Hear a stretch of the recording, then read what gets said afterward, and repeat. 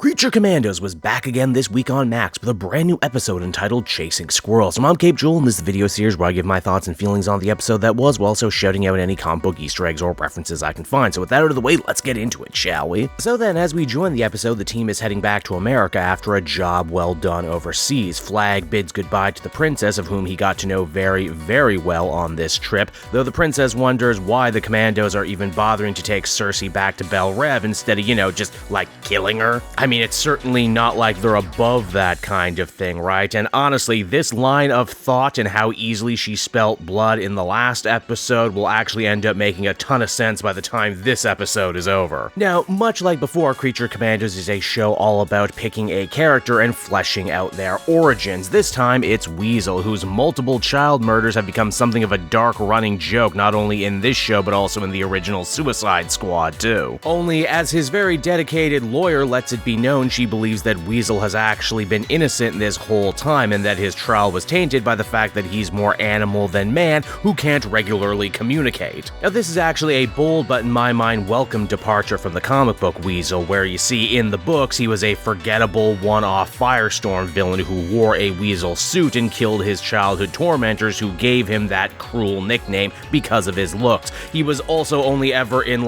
one story before eventually joining the Suicide Squad and dying more or less right away, becoming something of an in-joke for that book. This episode actually manages to wring some pretty damn good tension too out of whether or not we as the audience believe Weasel to be innocent or not. We see him befriend a group of kids who feed him, but the music just has these little sinister undertones to it where you're not exactly sure if he could snap at any minute. It ends up being super effective. Weasel's lawyer is also named Elizabeth Bates, which is probably a reference to Betty Bates, a prominent lawyer character from DC's hit comics in the 40s. She's actually been crisised in and out of existence a couple times, so it's cool to see such a deep cut here for Creature Commandos, but also maybe not the deepest cut of the episode, as we'll get to in a minute. Now, unlike The Bride or even G.I. Robot, Weasel's flashback story actually doesn't end up taking up the bulk of the episode's runtime, mostly just being there at the beginning and the end, which makes sense. He's deeper than his comic book counterpart, but not so deep he demands any more screen time than he gets. Now, you see, the rest of the episode is more concerned with other pressing matters, mainly Cersei's prophecy of doom from the end of last week's show. Waller gets very invested in what Cersei's visions could mean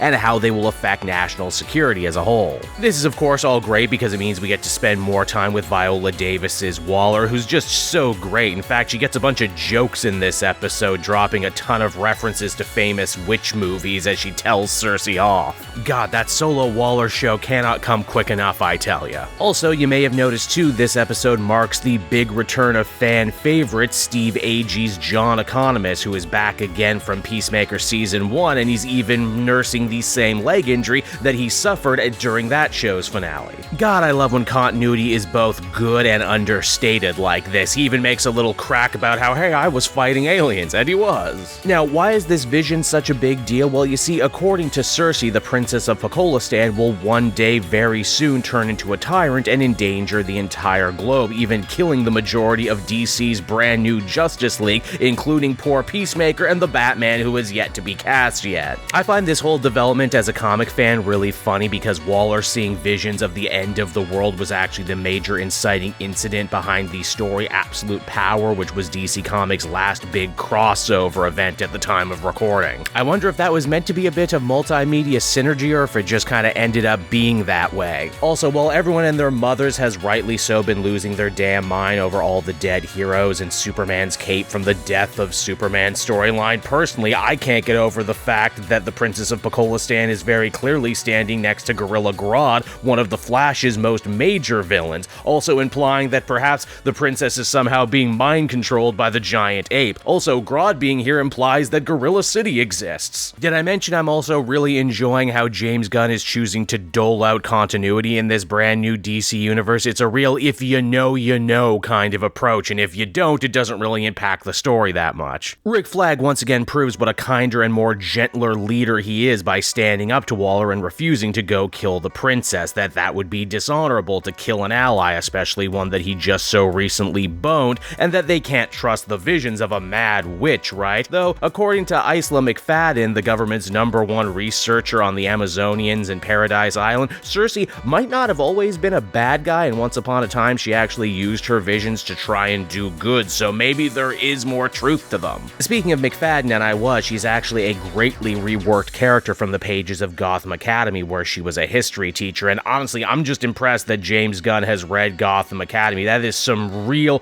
comic book fan street cred right there. With Flag decidedly out, Waller opts to make the Bride the Commandos' new field leader, feeling that she's a lot more morally flexible for this kind of mission, though in truth the Bride might actually be growing a conscience of her own, as we see her go to bat for Nina in a big way in this episode, proving that they might actually be becoming real friends. And I mean, let's face it, Nina probably represents to the Bride a younger, more innocent, less experienced version of herself that she wants to protect in a way that she herself was never protected. And while we're on the subject of the Bride, she was also at the center of the episode's other big development, that being that Frankenstein has finally tracked the Bride down and he wants them to be reunited. Too bad he's still every bit the violent, hair-triggered, childish brute he's always been, jumping to the conclusion that the Bride and Flag must have feelings for each other because, well, he saw them talking to each other one time. You know, I honestly wasn't sure about this version of Frankenstein when the show started, but it's starting to win me over. I love how self-hating he is, how he will fly off the handle at the smallest perceived slight. Frank spends the rest of the episode trying to hunt down and kill Flag, seeing him as a romantic rival. Of course, that's not true at all, and it leads to the episode's big bombastic action scene wherein the two tear up Flag's house. All of this leads to probably my favorite exchange of the episode when Flag says, "What, no, the Bride? She's not even my type, and I'm sure I'm not hers," only for Frank to say, "She's everybody's type."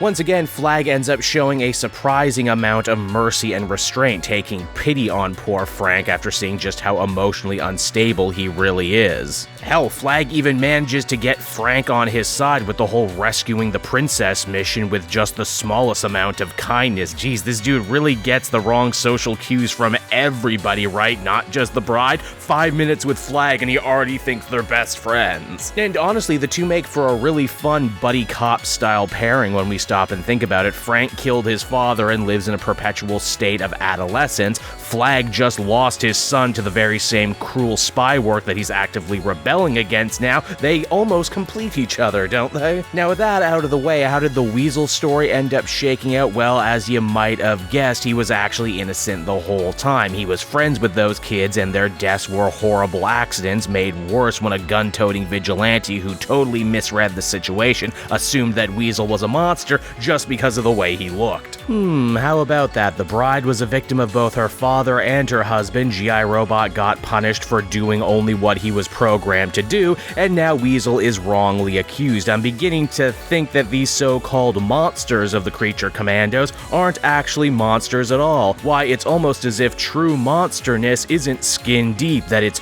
greed and cruelty and wickedness and inhumanity. Maybe the real monster was man all along. Yeah, I know, it's a tad cliche. But, you know, things only become cliche in the first place because they resonated so hard to begin with. By far the worst part is that not only did Weasel not kill those kids, he actively tried to save one, and he might have gotten away with it too were it not for an overzealous, jackbooted police force. Gotta give Sean Gunn his flowers too here as a performer. One week he breaks our hearts as G.I. Robot, and then the next he does it all over again with just a bunch of growls and snarls. And so that was Chasing Squirrels, another very fun and exciting episode of Creature Commandos that maybe just can't quite measure up to the greatness that was the G.I. Robot episode from last week, but hey, what can? Again, not saying it's bad or anything, just that, you know, this episode had different ideas in mind, mainly building its bigger mystery with the Princess of Pekolistan and what she may or might not end up doing in the future. Personally, I think this is one of those self-fulfilling prophecy things where the harder they try to fix it, the quicker they actually make the dark future come to pass. It's also fun getting to hang out with this new version of Frankenstein in a more official capacity. The Easter eggs were all on point too, and I feel like the lore channels are going to be eating for a long time off this one episode. I, for one, can't wait for the next installment, and I hope you'll all join me next week when we get to do this all over again. Until then, I've been Cape Joel. Thank you so much for watching, and I'll see you next time. Bye-bye.